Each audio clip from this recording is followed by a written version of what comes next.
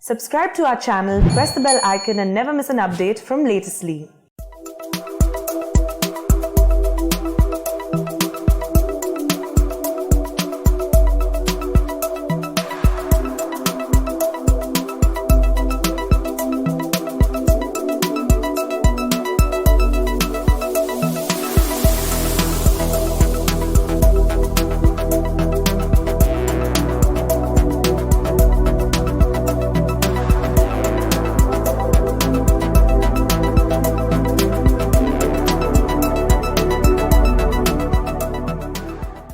We had this morning a bilateral meeting with the Foreign Minister of India, Rajnath Singh,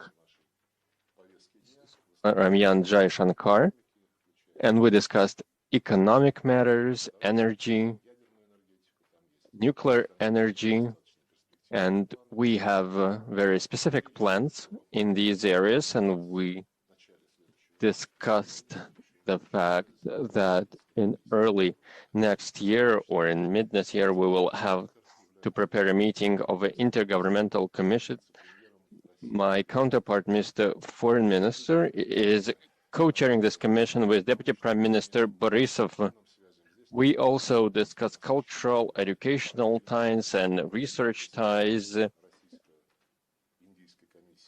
We also had a meeting of the Intergovernmental Commission for Military Technical Cooperation, and there was a very useful exchange of opinions, and this meeting will continue tomorrow.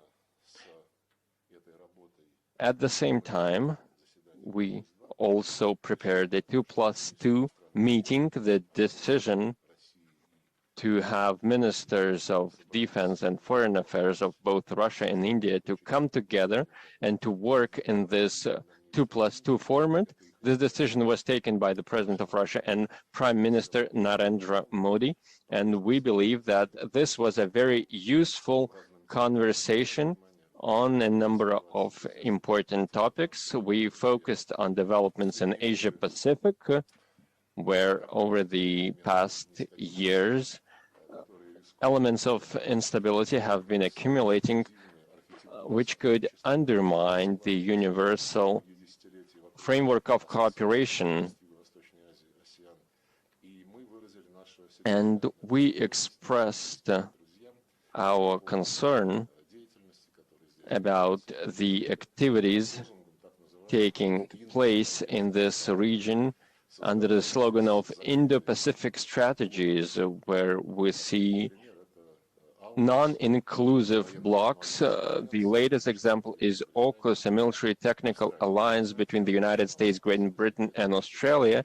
And there are a lot of questions on the plans to supply to Australia or make in Australia nuclear submarines, nuclear-powered submarines. And this is a question whether these plans comply with the IAEA norms and non-proliferation rules. And from a regional perspective, to what extent will Australia stick to its obligation on the nuclear weapons-free zones in the Southern Pacific?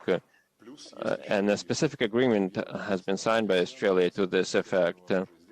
ASEAN is also a nuclear weapons-free zone, so we need to understand how all this come together regarding the plans to supply nuclear submarines to Australia if they go ahead with these plans. We also talked about other structures within Asia-Pacific apart from ASEAN, primarily the Shanghai Cooperation Organization, which has a partnership with ASEAN. We also mentioned the Eurasian Economic Union, which also has an agreement with the Association of Southeast Asian Nations, and there are very positive prospects